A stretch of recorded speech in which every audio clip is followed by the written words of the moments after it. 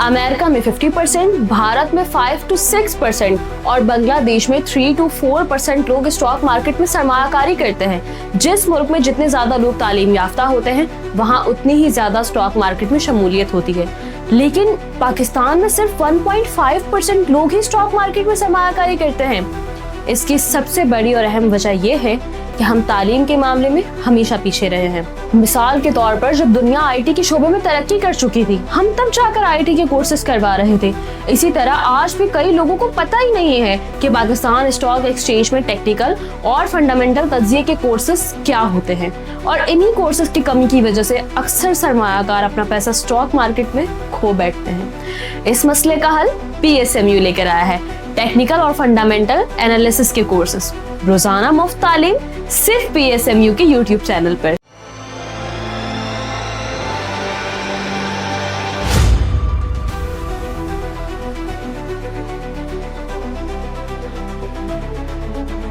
अस्सलाम वालेकुम, मैं हूं नादिया अनवर और आप देख रहे हैं पाकिस्तान शेयर मार्केट अपडेट्स। और जो है नाज़रीन, आज मिड ऑफ द वीक में है हम, जी हाँ। और अगर आज मार्केट की बात की जाए तो आज जो है वो मार्केट में काफ़ी ज़्यादा ग्रीनरी हमने देखी और बड़ा अच्छा लगा देख के। वो कहते हैं ना कि ग्रीनरी आंखों के लिए बड़ी अच्छी होती है, तो आज की मार्केट को देख के हमें बड़ा अच्छा लगा, आंखों को ठंडक पहुंची। और ये वजह यही थी कि इस वक्त जो स्टेटमेंट आई थी, क्योंकि इस वक्त हम देख रहे थे कुछ टाइम से कि मार्केट हमारी क्रूड ऑयल की प्राइस और फ्लक्चुएशन के ऊपर जो है वो परफॉर्म कर रही थी।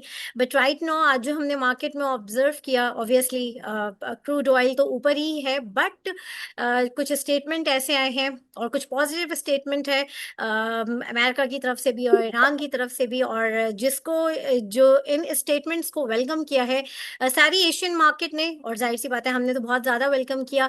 और जिस तरीके से मार्केट हमने देखा था कि हॉल्ट हुई थी, ऑब्वियसली जब नेगेटिव उसमें गई थी, उसी तरीके से आज जो है मार्केट ने जो है एक बहुत ही ज़बरदस्त पॉजिटिव मोमेंटम दिखाया। और वो इतना पॉजिटिव था कि मार्केट को हॉल्ट करना पड़ा था, जी हाँ।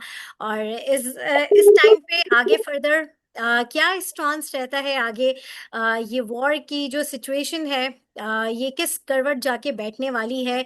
कहा जा रहा है कि शायद 6 से 8 हफ्तों में जो है ये जंग मुकम्मल तौर पर जो है जंगबंदी की हम खबर सुने। लेट्स सी, देखते हैं। उम्मीद अच्छी रखनी चाहिए, दुआएं भी साथ साथ हैं।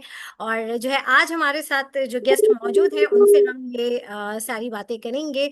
और आज हमारे साथ मौजूद हैं, जी हाँ, मलिक दिल आवेज़ अहमद साहब, जो कि माशाल्लाह से CFA क्वालिफाइड हैं और साथ ही साथ जो है वो CEO हैं डार्सन सिक्योरिटीज़ में। और जो है सेकंड टाइम जो है वो हमारे प्लेटफॉर्म पे आ रहे हैं, उनसे हम बात करेंगे और आगे के भी देखेंगे कि आगे क्या जो है मार्केट का स्टांस रहता है। इस हवाले से हम सारी डिस्कशन करेंगे, आप लोगों के सवालात भी लेंगे। लेकिन उनको वेलकम करने से पहले मैं आप लोगों से ये ज़रूर रिक्वेस्ट करूँगी कि आप लोग जो है मेरे प्रोग्राम्स को ज़्यादा से ज़्यादा लाइक किया करें और साथ ही साथ मेरे चैनल को भी सब्सक्राइब करें, साथ में बेल आइकन को भी हिट करें ताकि कोई भी इंफॉर्मेटिव सेशन वो आप मिस ना कर जाएं। और इसके अलावा आपने इसको शेयर करना है ताकि लोगों को इन्वेस्टमेंट की और साथ ही साथ फाइनेंशियल मार्केट की अवेयरनेस हो। तो चलें जी, चलते हैं अपने गेस्ट की तरफ और उनको वेलकम करते हैं। अस्सलाम वालेकुम सर। जी वालेकुम सलाम एंड थैंक यू कैसे फॉर द इनविटेशन। कैसे हैं सर आप, खैरियत से? जी अल्लाह का शुक्र अल्हम्दुलिल्लाह। Thank you so much sir for your time and welcome to the session. Sir सबसे पहले तो आज मार्केट जो है वो माशाल्लाह बड़ी ग्रीन जोन में रही है। और यही जैसे कि मैंने कहा कि इस वक्त स्टेटमेंट के ऊपर भी हमारी मार्केट ने, बल्कि ऑल ओवर अगर हम एशियन मार्केट को देखें तो जो है काफ़ी अच्छा परफॉर्म किया। क्या कहेंगे, थोड़ा सा मैं चाहूँगी कि एक मार्केट का ओवरव्यू जो है वो आप हमारे नाज़रीन के साथ शेयर करें। जी बिस्मिल्लाहिर्रहमानिर्रहीम, बहुत शुक्रिया। वो क्या बोलते हैं कि मार ही इतनी पड़ी हुई थी कि थोड़ा सा भी सी ऑफ रिलीफ जो है उसने एक बड़ी अपॉर्चुनिटी जो है वो बना दी, ना सिर्फ पाकिस्तान के लिए बल्कि पूरी दुनिया के लिए। और जितनी भी रीजनल मार्केट्स जो अभी तक मीन के जहाँ पे ट्रेड हो रही हैं और जो ओपन होके अभी क्लोज भी हो गई हैं, तो हाँ। उसमें कोरिया स्टॉक एक्सचेंज हो, वो शंघाई स्टॉक एक्सचेंज हो, वो पाकिस्तान स्टॉक एक्सचेंज हो, वो ताइवान की स्टॉक एक्सचेंज हो, हम्म। तो सब मार्केट जो है, जितनी भी रीजनल मार्केट जो है, उन सब में जो है मिनिमम 3% से लेके 8% तक का जो है सिंगल डे गेन जो है वो हुआ है। और हमारी मार्केट भी जो है ऑलमोस्ट ऑलमोस्ट जो है 5% के इंक्रीज के ऊपर आई है। 7,000 प्लस पॉइंट जो है वो हुए हैं, प्लस हम्म। हुए हैं। तो उसकी जो मेन रीजन जो है वो यही है कि जो एक मशहूर वो है कि buy when there is a blood in the street. तो हम्म। वो लोग जो थे जिन्हें अभी मिलके रिसेंट एक ये जो लो लगा था 146,000 का 9 मार्च को, may be I am wrong, और अब ये रिसेंट मिलके लास्ट 30 मार्च को जो है वो लो जो है मार्केट ने वो लगाया था, वहां से 10,000 पॉइंट्स जो है मार्केट ने रिकवर किए हैं। तो मेरे ख्याल में मार्केट को एक सपोर्ट चाहिए थी, एक बहाना चाहिए था, और वो मिला है ट्रम्प साहब के उन स्टेटमेंट से, जहां पे उन्होंने बोला है कि वी कुड का वर्ड यूज किया गया है नॉट में, आगे जो वो यूज करते थे कि may be in a week, may be in a 2 week. तो बट ये कि this time the president Trump use the word that the war could end in next couple of weeks. तो इससे जो है बड़ा ही एक पॉजिटिव सेंटिमेंट जो है ओवरऑल सब रीजनल मार्केट्स और वर्ल्ड मार्केट्स जो है उन्होंने वो लिया है, और हमारी मार्केट ने भी बिल्कुल उसी तरह से बिहेव किया है, और लोगों को एक सी ऑफ रिलीफ मिला है बिल्कुल। सही है, बिल्कुल। और ऐसे ये तो स्टेटमेंट की बात हो गई। अब जो है आगे क्या लग रहा है, ये मोमेंटम कंटिन्यू रहेगा? क्योंकि हम ये देख रहे थे आज भी मार्केट में काफ़ी ज़्यादा लोग थे कि मे बी आज पॉजिटिव है। आज जितनी ह्यूज पॉजिटिव हमने देखा, 7,500 पॉइंट्स से ऊपर गई, तो कहने कल हो सकता है 5,000 पॉइंट्स माइनस भी हो जाए मार्केट। तो क्या ये भी चांसेस है?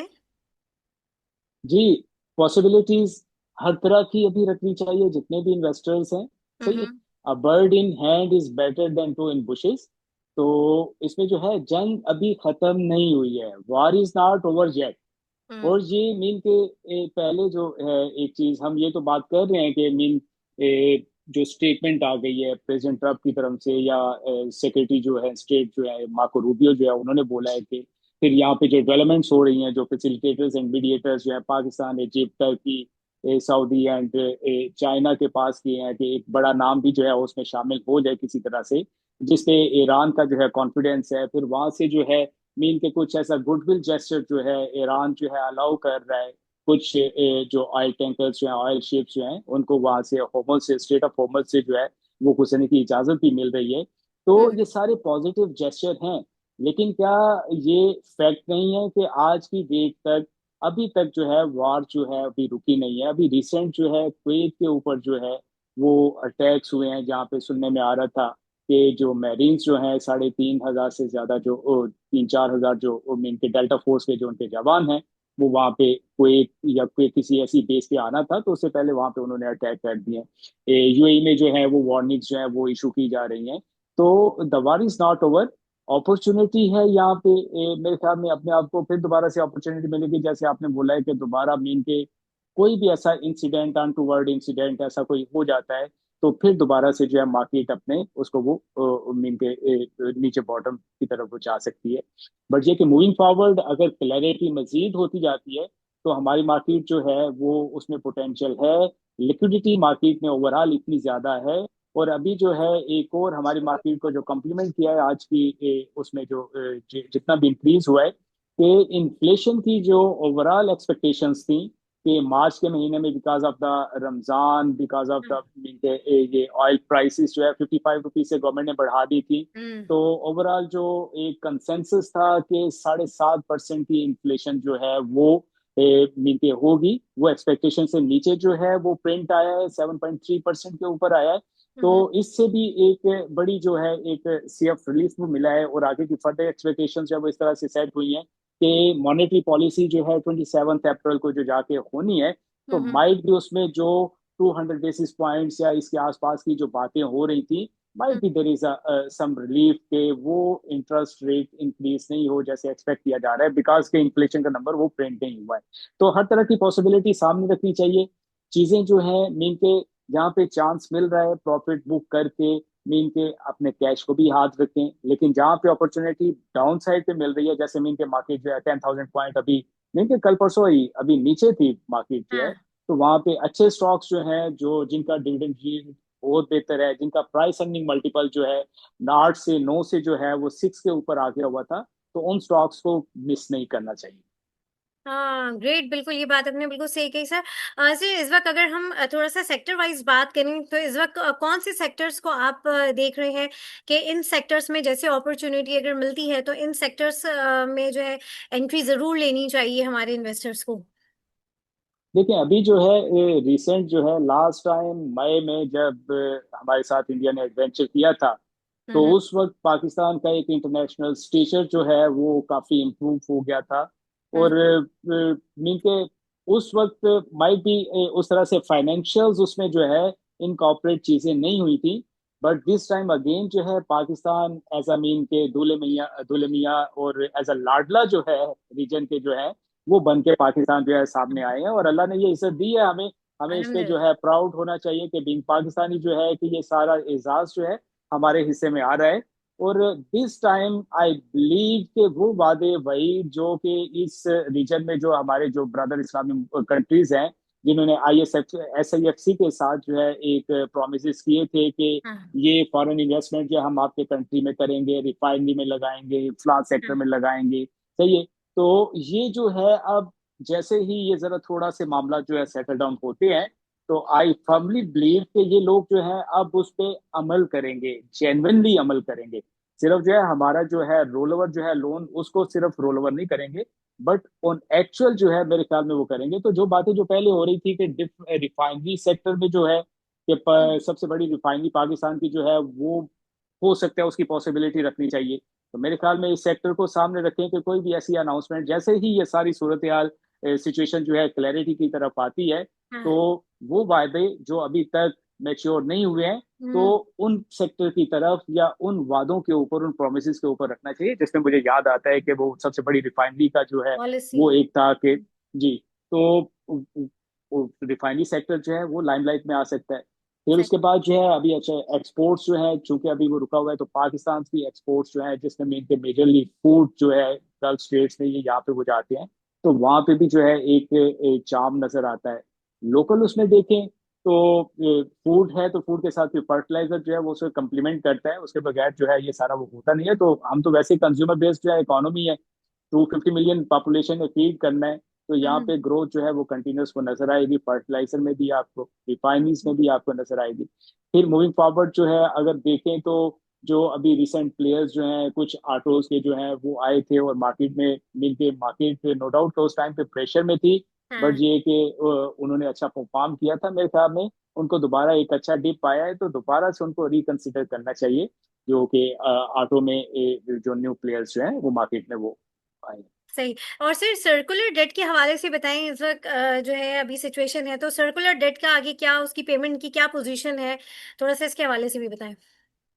देखिए सर्कुलर डेट जो है ना, the government is very much serious. Hmm. And IMF जो है बाय हुक एंड क्रुक जो है वो पीछे लगी हुई है कि सर्कुलर डेट जो है ना वंस फॉर ऑल जो है इसे आप जो है वो सेटल करें, इसको रिजॉल्व करें। हम्म। और इसके जो लीकेजेस हैं जिसकी वजह से सर्कुलर डेट का ये जो vicious circle of circular debt में जो पाकिस्तान फंसा हुआ है, इससे जो हम्म। है वो निकलने का एक रास्ता निकालें। और इसमें मेरे ख्याल में गवर्नमेंट को अप्रिशिएट करना चाहिए कि उन्होंने लास्ट टाइम जो है वो किया था। और अभी हमने रिसेंट देखा कि OGDC को जो है वो मीन के एक हम्म। नाइन्थ उसकी जो क्वार्टरली इंस्टॉलमेंट जो इंटरेस्ट की थी वो भी वो रिलीज हुई है। तो government is very much serious. और मूविंग फॉरवर्ड जो है ये जितना भी अभी जो है सर्कुलर डेट का जो इशू है, गवर्नमेंट इस पे जो है ना अभी इन इशू से जरा थोड़ा सा रिजॉल्व हो जाए। और IMF की भी फुली विलिंगनेस है, तो सर्कुलर डेट के मैटर्स जो है ये रिजॉल्व होंगे, तो इसके जो भी बेनिफिशरीज जो है उनके कैश फ्लोस, लिक्विडिटी उनकी जो है वो बहुत इंप्रूव होगी। डिविडेंड देने की जो कैपेसिटी जो है उनकी वो बहुत बढ़ जाएगी। और मेरे ख्याल में अल्टीमेटली जो है इसका सारा बेनिफिट जो है उन स्टॉक्स के इन्वेस्टर्स को ही होगा जो सर्कुलर डेट के बेनिफिट होंगे। बिल्कुल। और यहाँ पर हमारे साथ पार्टिसिपेंट्स मौजूद हैं, आप लोगों के कोई सवाल हैं तो आप लोग कर सकते हैं। और जो है आगे फर्दर ऐसे यहाँ पर जैसे कि इस वक्त सिचुएशन जो चल रही है, तो काफ़ी ज़्यादा इन्वेस्टर्स जो है वो ये सोच रहे होते हैं, जिनकी बहुत ज़्यादा ऊपर में जो है इन्वेस्टमेंट हुई हुई है, बेचारे होल्ड करके बैठे हुए हैं। उनको ऐसा लगता है कि पता नहीं शायद वो रेट कभी वापस आएंगे ही नहीं, या कभी वहां तक जो है वो मार्केट, अगर इंडेक्स जैसे लेट सपोज इंडेक्स तो ऊपर हो जाता है, लेकिन वो जो स्क्रिप्ट्स की जो रेट्स होते हैं वो उस तरह से मूव नहीं होता है। तो ये एक बड़ी मायूसी वाली चीज होती है इन्वेस्टर्स के लिए। तो इसके ऊपर क्या आप कमेंट करेंगे? देखिए नादिया, इसमें ये है कि स्टॉक मार्केट में इन्वेस्टमेंट करना हम्म। इट्स एन आर्ट, सही है, इट्स अ साइंस। यहाँ पे से बहुत सारे फैक्टर्स जो है वो आपको वो जो है कंसीडर करना होते हैं। आपने किसी एक ही शेयर या किसी एक ही सेक्टर के साथ आप लव करके बैठ ही जाते हैं कि आपने जो है उसको जो है बिल्कुल अपने साथ गले लगा लेना है। सारे हाँ जिंदगी के फैसले भी सही नहीं होते हैं, इसी तरह से सारे इन्वेस्टिंग डिसीजन जो है वो भी ठीक नहीं होते हैं। तो सही। जो तो डिसीजन इन्वेस्टर का ठीक होता है, मीन के मेरे ख्याल में यहाँ पे मोर देन 20 पार्टिसिपेंट्स अवेलेबल हैं इस वक्त। तो हम्म। ये मीन के इन्वेस्टर बिहेवियर इसी तरह से कि जब भी कोई स्टॉक जो खरीदा गया है किसी की एडवाइस पे या खुद अपनी रिसर्च के ऊपर या किसी भी तरह से उन्होंने परचेज किया है और वो प्रॉफिट में आ गया है, सही हम्म। है, तो उसको क्लाइंट इन्वेस्टर्स जो है वो खुद से ही प्रॉफिट बुक कर लेते हैं। वो हम्म। प्रॉफिट इतना सा हो, ऐसा ही कितना है। है, वो खुद से प्रॉफिट बुक कर लेते हैं। हाँ। और जो अंडर वाटर स्टॉक्स आ जाते हैं तो उस पे जो है वो कबूतर जैसे बिल्ली को देख के आंखें बंद कर लेता है और कहता है कि मैं बच गया हूँ। हम्म। तो उस पे इसी तरह से इन्वेस्टर बिहेवियर जो साइकोलॉजिकल फाइनेंस जो है, जो बिहेवियरल फाइनेंस जो है, उसमें यही आता है कि भाई वो भी बंद कर लेते हैं कि भाई मैं इससे बच जाऊंगा, ये रेट दोबारा से आ जाएंगे। तो हाँ। उसको इवेल्युएट बल्कि री इवेल्युएट करने की जरूरत होती है। That was one of the wrong decision कि जिसकी वजह से जो है वो हो गया, हालात चेंज हो गए हैं। डिसीजन माइट भी उस टाइम पे ठीक हो बट हाँ अब हालात चेंज हो गए हैं, सिचुएशन सिनेरियोज जो है वो बिल्कुल। बदल गए हैं। तो अब आपने क्या करना है, अब आपने अपने पोर्टफोलियो को रिबैलेंस करना है। आपने अच्छा। उस इन्फ्लेक्शन पॉइंट को जो है सर्च करना है जहां पे जो है ये स्टॉक जो है इसका रेट पता नहीं आएगा या नहीं आएगा, हाँ सही है।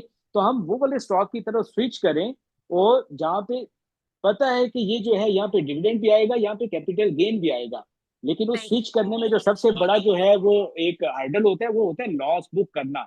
उसका जो हाँ। रेड में जो नजर आ रहा होता है, तो वो डिसीजन लेना जो है वो भी इन्वेस्टर को आना चाहिए। जब इन्वेस्टर इस तरह के डिसीजन लॉस में शेयर बेचना सीख लेता है और हाँ अपने पोर्टफोलियो को प्रॉफिटेबल दूसरे जो है अपॉर्चुनिटीज की तरह से डाइवर्ट करता है, तो दैट वाज मीन के वो डिसीजन लेना आना चाहिए। कड़वे घूंट जिसे कहते हैं, कड़वा घूंट भी कभी पीना पीना चाहिए। पड़ता है, सही। और जो है सबसे मुश्किल अच्छा ये एक बड़ा मुश्किल है कि लोग जो जिसमें इन्वेस्टेड हैं, अब उसी में पूछ रहे थे कि जी हम फर्दर एवरेज करते रहें एवरेज। तो ये भी एक बड़ा वाइज डिसीजन लेने की ज़रूरत है कि एवरेज आप किन स्टॉक्स में करें। हर स्टॉक मेरे ख्याल में एवरेज करने वाला नहीं होता है, क्या कहते हैं सर इस हवाले से? जी जी बिल्कुल, एवरेज जो है ना, मैं कभी भी एवरेज की फेवर में नहीं हूँ। एवरेज को मैंने हम्म। हमेशा जो है हमारे जितने भी इन्वेस्टर्स हैं, जितने भी जिनको हम एडवाइस कर रहे होते हैं, जो हमारे साथ इंगेज होते हैं, उनके साथ यही होता है कि हाँ सपोज आप जो है आपने फूड सेक्टर का कोई शेयर खरीदा था और वो अंडर हाँ वाटर आ गया है, राइट, हालात चेंज हो गए हैं। तो अगर आपको फूड सेक्टर से बहुत ही ज्यादा वो है तो आप उसी स्टॉक को फिर रीपरचेज दोबारा से वो नहीं करें। सही। नीचे है तो उसी सेक्टर के दूसरे स्टॉक भी कुछ होंगे, आप वहां पे डाइवर्सिफाई करें, विद इन द सेक्टर आप डाइवर्सिफाई कर लें। बल्कि हाँ। इससे भी ज्यादा मैं कहता हूँ कि ये वाला स्टॉक है, अब आपने दोबारा बाय करना है, मीन के you have some liquidity and you want to reinvest. तो ये वाला जो है डिसीजन, ये तो हमारा एक हो गया है कि ये अंडर वाटर आ गया है, अब इसमें हम्म। लॉस बुक करना है, शिफ्ट करना है। बट न्यू इन्वेस्टमेंट जो है वो एवरेज करने के चक्कर में कभी भी इसमें नहीं लगाएं। ये वाला सामने ये सेक्टर है, ये वाला स्टॉक है, इसके हाँ हालात जो है, इसके डायमेंशंस जो है वो चेंज हो गए हैं, इसकी मैनेजमेंट, इसका गवर्नेंस स्ट्रक्चर, इसका अर्निंग मॉडल, इसका बिजनेस मॉडल जो है उसमें ये शिफ्ट आई है, तो ये पैसे हम यहाँ पे लगाते हैं। तो आप जो है आपका एक तो पोर्टफोलियो की डाइवर्सिफिकेशन जो है वो रहेगी। इस तरह हम्म। के जो वॉलेटाइल जो जब मार्केट में स्पाइक्स आती हैं तो आप हाँ उसका पोर्टफोलियो जो वो बच जाएगा और एवरेज से भी आप बच जाएंगे, और शेयर में जब बेनिफिट होगा तो वो शेयर तो आपके पास ऑलरेडी है ही। है सही, बिल्कुल बिल्कुल। बिल्कुल सही बात कही आपने। अच्छा जी, यहाँ पे सवाल भी आ गए हैं। जी जी बिल्कुल, मैं ले रही हूँ सवाल। सुहेल साहब अपना सवाल कीजिए। अस्सलाम वालेकुम वरहमतुल्लाहि वबरकातुहू। सर कैसे हैं? Thank you so much Nadia. वालेकुम। सर मार्केट की तो एक फ्लक्चुएशन समझ में नहीं आ रही। सर एक बाइफो इंडस्ट्री लिया हुआ है मेरे ख्याल से 150 पे, और वो अभी जो है ना बुरा हाल हुआ हुआ है, 82 पे आया हुआ है। तो सर एक तो मुझे ये बता दें कि इसका आप अपनी फ्यूचर क्या देख रहे हैं। सेकेंडली आप क्या रिकमेंड करते हैं कि कोई ऐसा शेयर, क्योंकि सर ये तो डेली डेली लेके लॉस ही हो रहा है। आप सोच रहे हैं कि या तो कोई ऐसा शेयर ले लें आपकी रिकमेंडेशन पे जिसमें अच्छा थोड़ा कैश फ्लो या डिविडेंड, जैसे कैपको वगैरह हो गया जिसकी डिविडेंड यील्ड अच्छी है। तो आपकी क्या सजेशन होगी? बाइफो के बारे में भी सर थोड़ा सा डिटेल बता दीजिएगा। रेगोटेक के शायद इनका वो कैंसिल हो गया शायद, आई थिंक सो। और अपने हिसाब से भी बता देंगे कौन सा सर आपके एक्सपीरियंस से अच्छा शेयर है जो आगे आने वाले टाइम में ये लॉस 100% तो नहीं, ऑलमोस्ट 70% भी कर दे तो सर अल्लाह बड़ा अच्छा है, हो सकता है रहे मुझे। Thank you so much. जी बिल्कुल, दुआ तो हमेशा वो रहती है बट उसके साथ साथ दवा जो है वो भी लेना वो बड़ा जरूरी होती है। तो देखें, अभी जो हालात हैं और हमारी जो स्टॉक मार्केट जो है जिस तरह से लास्ट 2 ईयर से जो है जिस तरह से परफॉर्म किया है दुनिया की, इस तरह से जैसे आज सारी रीजनल मार्केट अगर एक स्टेटमेंट से ग्रीन हुई है, तो उस वक्त तो रीजन की सूरत हाल इस सिचुएशन इस तरह से नहीं थी, बट फिर भी हमारी मार्केट ने अक्रॉस द ग्लोब जो है ऑल ओवर द वर्ल्ड एक आउट परफॉर्म किया। तो ये कहना कि हालात एक तरह से रहते हैं, ये जो एक प्रीमियम रैली जो थी, एक जो क्रीम जो थी, वो मार्केट की हो चुकी है, कंप्लीट हो चुकी हुई है। वो इस तरह से मैं कहता हूँ कि इंटरेस्ट रेट 22% से 10.5% पे आ गया हुआ है और अब हम बढ़ने की बातें कर रहे हैं। तो हम्म एक उस तरह की तेजी को एक्सपेक्ट करना कि वही वाले मुझे गेन्स, मैं यहाँ से आंखें बंद करके कोई भी शेयर्स खरीद रहा हूँ और मुझे वो प्रॉफिट में वो प्रॉफिट दे जाएगा, अब उस तरह के एक्सपेक्टेशंस को आप जो है वो बिल्कुल रख दें एक साइड पे और रैशनल डिसीजन मेकिंग करें। रैशनल डिसीजन मेकिंग क्या है कि अभी की जो टाइमलाइन है ये बड़ी क्रुशियल टाइमलाइन है, वार लाइक सिचुएशन है। वार अगर सीज फायर हो भी जाती है तो क्या इस जंग के बाद जो है सुपर पावर जो है वो क्या सुपर पावर ही रहेगी, क्या उसका स्टेटस उसी तरह से ही रहेगा, क्या मिडल ईस्ट की सिचुएशन जो है क्या वो इसी तरह से ही रहेगी, क्या पाकिस्तान का भी जो स्टेचर जो है इसमें हम कितना वो जो है कैश फ्लोज एक्सपेक्ट कर सकते हैं या इसमें कितनी जो इंप्रूवमेंट आ सकती है। तो ये सारी जो है एम्बिग्विटीज भी हैं, ये सारी जो है अपॉर्चुनिटीज भी हैं। तो जब इस तरह से इतनी ज्यादा कंफ्यूजन बन गई हो तो वी स्ट्रांगली रेकमेंड कि जो हाई डिविडेंड यील्डिंग स्टॉक्स जो हैं जो साल में 4 दफा क्वार्टरली डिविडेंड्स अनाउंस करते हैं, वो छोटा डिविडेंड है बड़ा डिविडेंड है क्या परसेंटेज है, बट उन्हीं डिविडेंड्स में आना चाहिए। बिकॉज एक साइड पे आपकी जो है रेगुलर इनकम स्ट्रीम जो है वो कंटिन्यू रहती है, आपको एक सीएफ रिलीफ मिलता रहता है, आपका एक कैश फ्लो जो है वो मेंटेन रहता है कि क्वार्टरली आपको एक certain amount of cash flow जो है वो मिल जाएगा। और दूसरा जो है जैसे ही ये हालात जो है एम्बिग्विटी सिस्टम में ये सारे हालात ये एम्बिग्विटीज खत्म होंगी तो दोबारा से वही शेयर जो है वो आपको एक वही सबसे पहले बढ़ते भी वही जो मीन के जिनके फंडामेंटल्स अच्छे हैं, जिनके कॉर्पोरेट हम्म गवर्नेंस सिस्टम जो है बेहतर है, वो ही ज्यादा वो फिर परफॉर्म भी करते हैं उस टाइम पे। सही बिल्कुल। जी शबीर साहब, सवाल कर लीजिए अपना। जी आप अपना माइक ऑन करें सर। जी अस्सलाम वालेकुम। अच्छा वालेकुम सर, वालेकुम। ये बहुत अच्छी बात की मैं ये मशवरा करना था एक, जैसे हमारे पास तीन है, वो मिलेट है तो खैर अच्छा है। ये जो बीजीएल, अमरेली और बर्जर को अगर हम लॉस करके कोई ऐसे शेयर की तरफ चले जाएं जिसकी ग्रोथ थोड़ी ज़्यादा है, जो डिविडेंड वाले हों, तो इसमें मशवरा दे दें। इन तीनों को सेल करके हम ऐसे शेयर पे चले जाएं जो साल में 4 डिविडेंड देते हों, तो इससे हम लॉस करके आगे प्रॉफिट जल्दी कवर कर लेंगे। अगर इसका वेट करेंगे कि बर्जर अपनी उस प्राइस पे आ जाए जो हमने लिया है, बीजीएल उस प्राइस पे आ जाए जो हमने लिया है। थैंक यू सर, ये क्वेश्चन है मेरा। अच्छा। अच्छा देखें इसमें जो है जो मीन के पूरा इन्वेस्टिंग इंडस्ट्री जो है वो चल रही होती है वो टाइम वैल्यू ऑफ मनी उसके ऊपर वो चल रही होती है। तो टाइम वैल्यू ऑफ मनी क्या है कि भाई हम एक रॉन्ग डिसीजन या हालात डिसीजन ठीक था उस टाइम पे, रैली हम्म बनी हुई थी, चल रहे थे स्टॉक्स ऊपर चल रहे थे उस वक्त, अगर वो कंटिन्यू रहता तो माइट भी ये आज जो है बहुत ज्यादा गेन दे चुके होते। बट चूंकि वो टेम्पो टूट चुका हुआ है, वो रैली जो है वो खत्म हो चुकी है, खत्म मीन के वो वाले हालात वो वाले नहीं रहे हैं, अब उस तरह से रैलीज नहीं चल रही है मार्केट में। तो हम्म टाइम जो है टाइम तो गुजरता जा रहा है, एक दिन दूसरा दिन तीसरा दिन चौथा दिन जो है, तो टाइम वैल्यू ऑफ मनी जो है वहां पे हम लॉस कर रहे हैं। तो आई थिंक ऐसे जो स्टॉक्स जो हैं जो एक टिप की बेसिस पे या जिनके कोई फंडामेंटल उतने स्ट्रांग नहीं है या उनका कॉर्पोरेट गवर्नेंस सिस्टम जो है वो उस तरह से इतना स्ट्रांग नहीं है या उनका बिजनेस मॉडल जो है वो मीन के शेडी था या किसी चीज के ऊपर डिपेंडेंट था, जैसे फॉर एग्जांपल कुछ बहुत सारी चीजें जो उस टाइम पे रेकोडिक के साथ हाँ जुड़ी हुई थी। बट ये कि अभी चूंकि वो डेफर हो गया है, डिले हो गया है, कैंसिल तो नहीं हुआ है, अभी हाँ जो है उन्होंने $900 मिलियन की जो है वो इन्वेस्टमेंट की है और रिमेनिंग जो है $3 मिलियन की इन्वेस्टमेंट, $3 बिलियन की जो है 3 बिलियन डॉलर की इन्वेस्टमेंट उन्होंने मजीद करना थी, वो उन्होंने होल्ड कर दी है। होल्ड कर दिया, अब 1 साल के बाद रेज्यूम होती है, 2 साल के बाद रिज्यूम होती है, तो हम क्यों वेट करें, जब वो दोबारा से आएंगे हम दोबारा से उन्हीं स्टॉक्स को सही रिकंसिडर करेंगे। बट ये कि इस 2 साल में हमने क्या करना है कि हम ऐसे वो उसमें आ जाए जहाँ पे हमें डिविडेंड भी मिलता जाए और मार्केट की अपॉर्चुनिटीज मार्केट के हालात बेहतर होते हैं तो वो आ जाए। तो मेरे ख्याल में ऑयल स्टॉक्स जो है वो बड़े अच्छे डिविडेंड देता है, बैंकिंग सेक्टर जो है वो बड़े अच्छे डिविडेंड पे आउट दे रहा होता है क्वार्टरली बेसिस पे, फर्टिलाइजर जो है वहां पे डिविडेंड जो है रेगुलर बेसिस पे जो है ना वो आ रहे होते हैं। तो lot of opportunities are there, आप जो है वो देखें जो सूट करती है आपके मिजाज के मुताबिक, पोर्टफोलियो के मुताबिक, वहां पे स्विच करना चाहिए। अब वो टिप वाला जो है कि सिर्फ कैपिटल गेन के ऊपर आप डिपेंड करेंगे, आएंगे हालात वो भी आएंगे मार्केट में जो है ना। पाकिस्तान जो है बहुत ज्यादा पोटेंशियल है, हमारी नन्ही सी मार्केट है, 70 मीन के $60 बिलियन के पास मार्केट कैपिटलाइजेशन है, $400 बिलियन से अंडर की कैपिटल मीन के ओवरऑल मार्केट इकोनॉमी का जो साइज है हमारे पास जो है, तो $3-4 बिलियन का ही जो कैश फ्लो आ जाएगा, जो कि एक्सपेक्टेड है कि इन हालात के बाद जो है इंशाल्लाह ये चीजें जो है वो मेच्योर होना शुरू हो। तो मेरे ख्याल में वो चीजें, बट उस टाइम की जो कॉस्ट से बचने के लिए यही है कि हम जो है डिविडेंड पेइंग स्टॉक्स हैं उनकी तरफ ग्रोथ करें। बिल्कुल। सर जी, मलिक साहब, बस यही सवाल है कि यही बता दें, बस उन्होंने भी यही पूछा है कि हमें आप बता दें सर अपना तजुर्बे से हमें क्या लेना चाहिए। सर आपका एक्सपीरियंस तो बहुत ज्यादा है माशाल्लाह। तो अब हमें एक सर्टन एक जो है ना एक बता दें लिमिटेड स्टॉक्स कि ये ले लें और इस रेट तक इनके अंदर इतनी गिरावट के चांसेस नहीं है ये। अच्छा, थैंक यू सो मच यार। वी आर आल्सो स्टूडेंट, हमेशा जो है वो हम लर्न करते हैं, आप ही की तरह से हैं, कोई वो नहीं है। इसमें जो चीज है वो ये है कि पर्टिकुलर स्टॉक जो है वो तो मीन के हम इस तरह से सजेस्ट नहीं करते हैं। वो है कि आपके जो है गोल, फाइनेंशियल गोल्स क्या हैं, आपकी टाइमलाइन क्या है, टाइम होराइजन आपने कितना रखा हुआ है, कितनी देर के लिए इन्वेस्टमेंट किया हुआ है, आपने क्या बच्चे की तालीम के लिए किया है, या 6 माह के बाद आपको दोबारा से जरूरत है लिक्विडिटी की। तो ये सारे फैक्टर देख के हम पोर्टफोलियो जो है वो सजेस्ट करते हैं।